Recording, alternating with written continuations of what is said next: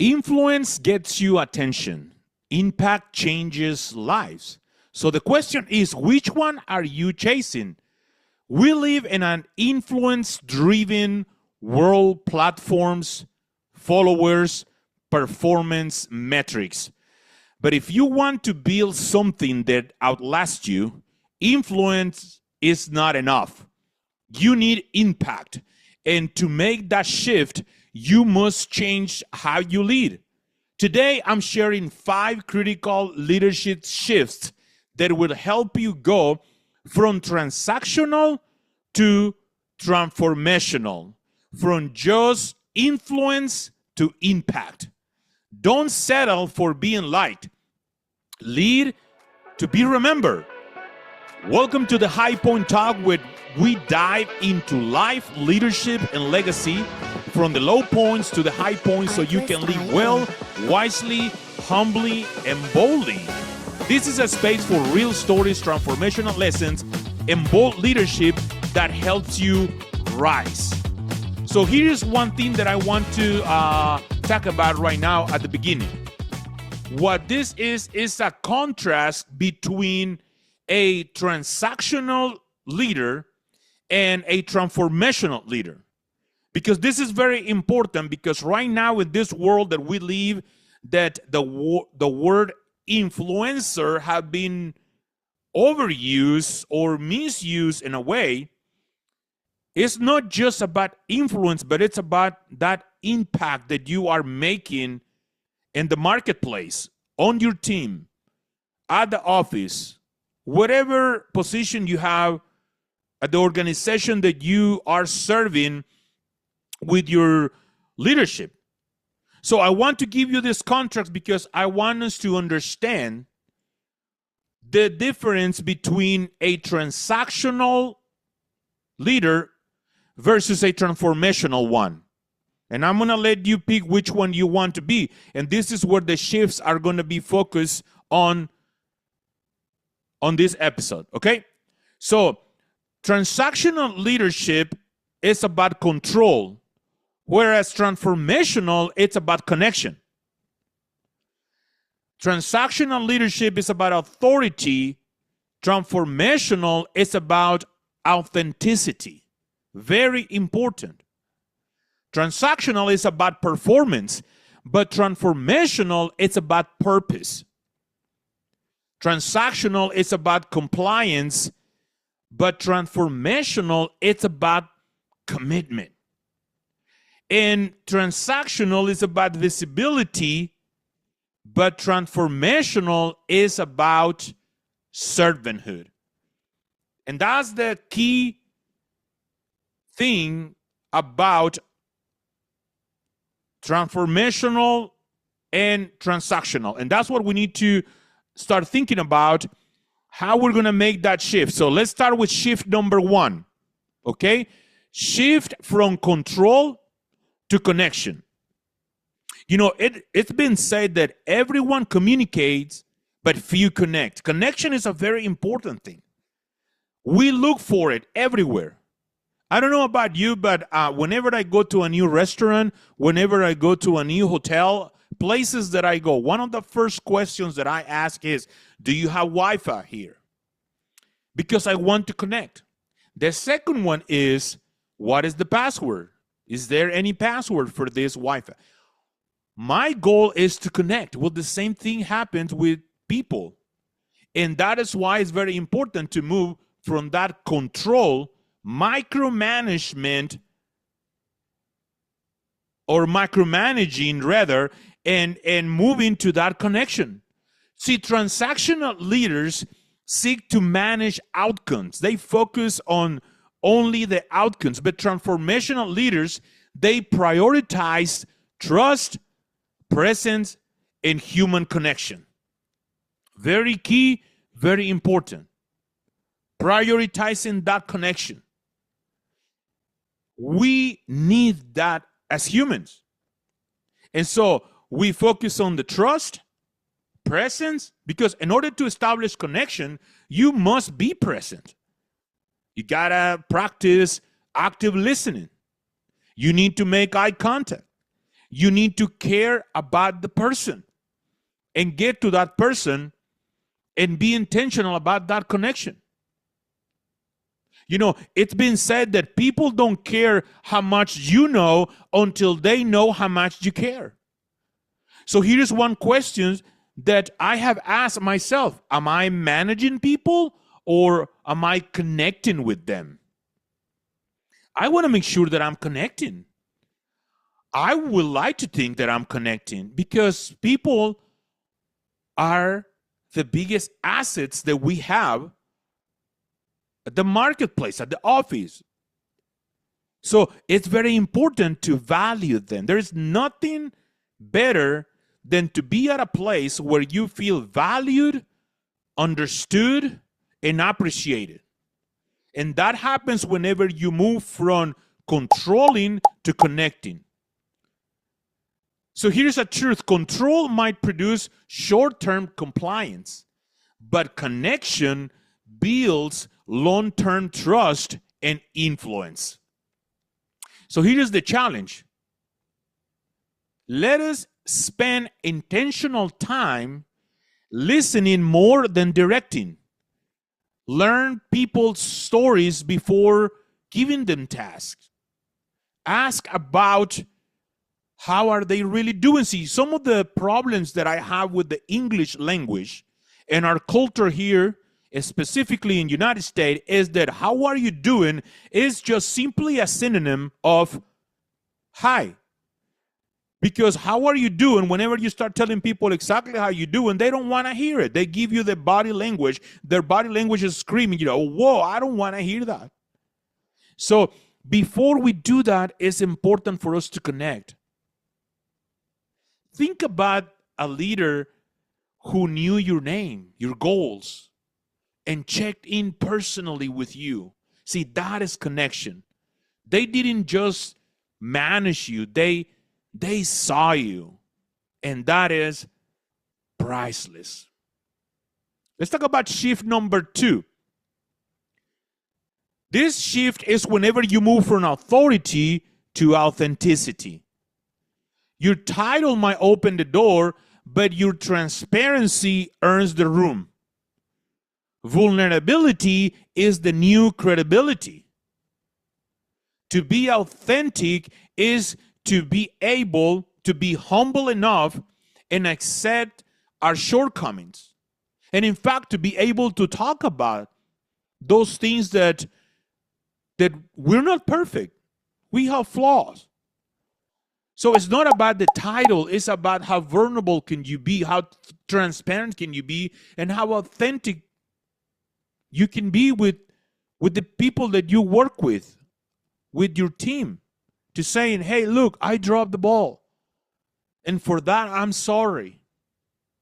Remove that if. Don't say, I'm sorry if. Is, I own it. It was my fault. It was my responsibility. I blew it. And for that, I feel sorry. How can I make it better? How can we ensure the next time it's not going to be like last time? So the question that I ask myself here, and that you may ask yourself as well, is, do people follow me because they trust me or because they have to? That's a great question. Positional authority may open doors, but authenticity builds loyalty and respect. So the challenge is to share one honest struggle or past failure with your team. Just make sure you let them know how human you are. And just embrace it and share it with them. I'm pretty sure that they would rather follow an imperfect leader that is vulnerable and transparent than a perfect one that pretends that he or she is perfect and they never make mistake, or even worse, they never own it to themselves. Let them see the real you. That's a very important thing. think about a time where a coach, boss, or a person you work under, or a pastor own their flaws, and they were able to say, hey, look, I dropped the ball once again. Not just like, I don't care I dropped the ball, but more like, I'm truly sorry for that, and this is what happened. That vulnerability makes you respect people more and not less. Shift number 3, from performance to purpose. Transactional leadership rewards results only. You know, it's not cool to treat people like items. And let me tell you this part right here. If we're treating people like items and our emotional intelligence is so low and we're very transactional, we cannot expect people to actually be there for us when we're having a bad day, a low day, a sad day, a depressed day. We cannot expect that. That's hypocrisy. If you want that, you need to, if you want empathy, if you want people to care for you, it's time to start like really thinking about how we're treating people too. So let's not only focus on the results, but also or the performance, but let's think about the purpose of people. You know, transformational leaders align people's gift with a greater purpose. They validate. They show appreciation, affirmation, verbally, via text. It's not a whole, it doesn't cost a whole lot just to show that. When people see how their work matters, they give you more than effort, they give you their heart. That's powerful right there. So the challenging question here is, am I only rewarding output and treating people like items and or making them feel used? Or am I also reinforcing meaning in a genuine, authentic way? And we are actually letting them know, whenever you recognize somebody, whenever you give an affirmation, tell them this is why. People don't burn out because they're doing too much. They burn out because they forget why it matters. So I encourage you this week, help someone on your team connect their daily task to the bigger mission. Tell them how their work matters and impacts people. Make sure that you talk to them and tell them why. That's very important. You know, a hospital janitor who said, I help save lives. It's not just about cleaning rooms. It's about understanding that his purpose, it's part of the bigger mission of saving life. That's transformational vision. Shift number 4, shift from compliance to commitment. Stop demanding obedience and start inviting ownership. That's a very important thing, because whenever you are able to present a project or you're able to share a big idea with people and they take ownership of it, you are able to move faster, stronger, and better. Compliance is just a short term, but commitment drives legacy. See, transformational leaders call people up, not just out. So ask yourself, are people doing it because they have to or because they want to? Here's a hard truth. Compliance fades when pressure is removed. But commitment lasts because it's owned and is not imposed. And the challenge is, instead of giving orders, ask, what do you think is the best next step? Invite buy-in. You know, the difference between a micromanaging boss and an empowering mentor is simple. One controls and the other one develops, encourages, lift up. It's there for the people. Shift number 5. Shift from visibility to servanthood. Leadership is not about being seen, it's about making others feel seen. One more time. It is priceless when you feel understood, valued, seen, appreciated. And the only way we are going to be able to do that is if we focus on the people and we see the value in them. Because here's one of the crucial things that we need to understand. That whenever we see people as broken, we want to fix them. When we see people as needy, we want to help them and perhaps just get rid of them. But when we see the value in people, we want to serve them. And that's why the first option should be see the value in people. So the real reward isn't an applause, but an impact. That impactful memory that you're going to create with people you work with. If you want to go viral, be loud. But if you want to be legendary, be selfless, be generous. Think about others first. So ask yourself, am I leading to be seen or to make others feel seen? And the truth is that the goal of leadership isn't spotlight. It is significance.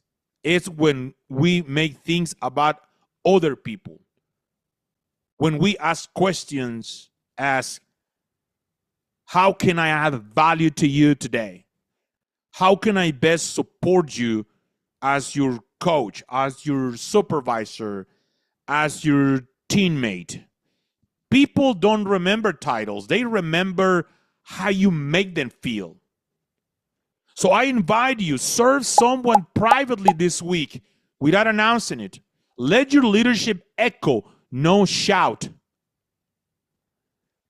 Think of someone who made space for you. Somebody did it for us. Somebody did it.